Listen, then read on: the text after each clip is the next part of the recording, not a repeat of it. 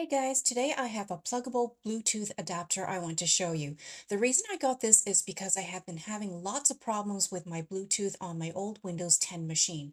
The Bluetooth has been unstable and often disconnects for no reason. So I got this Bluetooth adapter so I could have a backup solution going forward. The adapter, as you can see, is very small. It simply plugs into a USB port on your Windows machine. So let's go ahead and test this out. First, I'm going to plug this adapter into a USB slot. My old Windows machine only has two USB ports, which are both used up, so I will plug this adapter into my 4-port USB hub. And then immediately Windows detects this device and starts setting it up. And it only takes a few seconds and then the device is ready for use.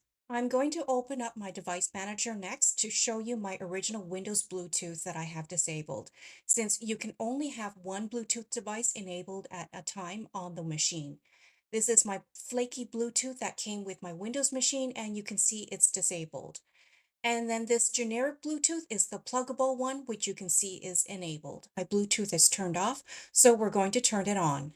Then we're going to go down to our taskbar, and here you can see the Bluetooth icon. So everything is ready to go, and you can start pairing your Bluetooth devices. And in case you need more information, the adapter came with this pamphlet. With this Bluetooth adapter, I can now use my Bluetooth headphones, mouse, and printer consistently without issues.